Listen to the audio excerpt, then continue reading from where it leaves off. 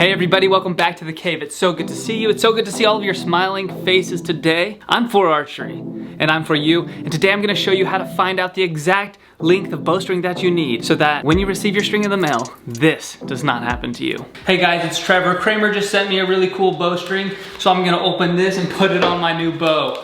So let's go ahead and dive into this package. Ooh, check it out, he sealed it. All right.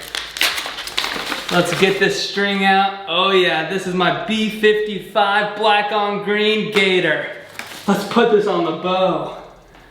Alrighty, I'm so pumped for Are you serious? Ugh. There's definitely confusion around what length of bowstring you might need for a couple reasons. One reason is there's a couple different systems people go off of.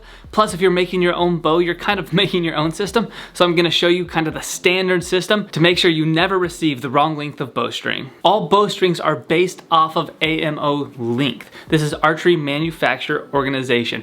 This is the standard. But let's say you make your own bow. What length of bowstring do you need? That's what we're gonna cover. It also can be confusing because some people don't pre-stretch their bowstrings. I pre-stretch all of my bowstrings, so everything's standard, but if you're buying a bowstring that's not pre-stretched, the string is gonna change because the string can stretch in between 1 inch and 2 inches, depending on what kind of string you get. So you're gonna need a shorter string if you're buying from somebody who doesn't pre-stretch. But if the person you're buying your bowstring from pre-stretches the strings, you should be completely good. These days, most people do, but everybody doesn't. If it's a really cheap bowstring, it's probably not pre-stretched because that saves a lot of time. All right, let's get right into finding out the bowstring length that you need. The first thing is, if you already have a bow with a bowstring, measure the length of the bowstring and just order that length and forget everything else. Because if that length of bowstring fits well for you and you're liking how it shoots, your bowstring's just wearing out, it's getting old, maybe you want a different type of string for different performance, just order the length of bowstring you have. How you measure the bowstring is flatten it completely out, measure from the outside of the string loop to the other side of the outside of the string loop, and this is the length of the bowstring you need. The second thing to look at is to go off of the AMO length. Most bows that are made by bowyers put the AMO length on the bow. Take a look at what the AMO length is and minus 3 inches for a longbow and minus 4 inches for a recurve bow. This is the standard of how to find your bowstring length. 3 inches less than AMO for a longbow and 4 inches less than AMO for a recurve bow. The other thing you can do to find your AMO is to Google it. If you've bought a bow that's a mass-produced bow, it's gonna be online somewhere. Just type in the name of your bow and what bowstring length you need, or type in the name of your bow with AMO, and online on one of the forums or something, there's gonna be information for you to tell you what length of string you need. If they're telling you your AMO length, again, 3 inches less than a longbow, 4 inches less than a recurve. Now let's say there's no AMO length on the bow, or you just made a bow and so you don't have an AMO length. You just made this awesome bow, but you need a string that fits the bow perfectly. How do you measure this? It's quite simple. Face the bow so the belly's facing towards you. Measure string groove to string groove. And that's your AMO length. So if your AMO length is 64 inches on a longbow, you need to order a 61-inch string. But if you have a 64-inch recurve bow AMO, you're gonna want a 60-inch string. So you need a new string. What are you gonna do? Well, if you already have a bowstring, measure the length, and that's the string you need. Let's say you don't have a bowstring, but you have a bow. Check out the AMO length, 3 inches less for a longbow, 4 inches less for a recurve bow. Let's say you don't have the AMO length. Measure the bow, belly facing you, string knock to string knock, 3 inches less for a longbow, 4 inches less than that measurement for a recurve bow. That's how you get the right bowstring length that you need. I also get a lot of questions about what bowstring should I choose. So I want to cover two types of bowstrings, and these are the two I offer right now. More bowstrings are in the testing phase, so there'll be more in the future. Maybe when you're watching this, there is more. But right now I offer B55 bowstring and Fast Flight bowstring.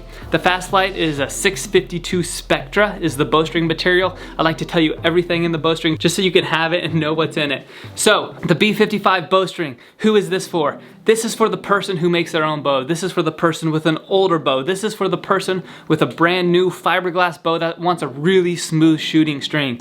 This is probably the most smooth shooting string you're gonna get. And the reason it's so smooth is because the string stretches. Now it doesn't stretch as much as a Brownell B50. It's kind of that medium area that's just It's so smooth, it's so perfect. This is actually my personal favorite bowstring. The downside to a string that stretches a little bit more is that it's gonna be a little bit slower shooting. But another upside is that it's gonna be a little bit quieter. So the Fast Flight is the contrast to the B55. Fast Flight is gonna be a less stretch bowstring. What this means is your arrow is gonna go faster in a faster trajectory, but it might be a little bit louder on the bowstring. There's a lot of factors that go into it because it does depend on the bow you're shooting. Some bows are louder than others, and whether you have string silencers on or not. There's other ways to make your bowstring quieter if you're choosing a Fast Flight string. But if the bow's not perfectly tillered with a Fast Flight string, you may experience some vibrations in the hand, which isn't always fun when shooting. Also, for a Fast Flight string, since it's very low stretch, you need to have reinforced limb tips. That's tip overlays on your bow. In most wood bows, it's not even recommended at all to have a Fast Flight string. Again, check your archery manufacturer and figure out what they recommend. They'll say you can use a Fast Flight string. It'll just say Fast Flight approved. Those are the two bowstrings that I personally offer. Also, just for the people who are interested in ordering from my site, I sell mine in 3 colors, and I like to name the colors. So we've got Dragonfire, which is black on orange. We've got Gator, which is black on green. And we've got the Black Slayer, which is black on black. Those are the 3 colors, and I sell those in both B55 and Fast Flight strings. If you want one of my strings, go to KramerAmmons.com. The link is below. If you're gonna get someone else's string, I hope this helps you enough to where you don't have to reorder, send back a string, or have confusion. And if you decide to order from me, I will take care of you. My business will take care of you. We will make sure you get the string that's right for your bow. Even after all of this, if one of us messes up, we'll make sure we make it right with you every time. So thank you so much for your business. It really means a ton to me. This is a video I've been wanting to make. Sorry it took me so long, but thanks for being patient with me. It's been an honor to hang out with you today, and remember, I'm for archery and I'm for you. You guys have a great day. I'll see you later.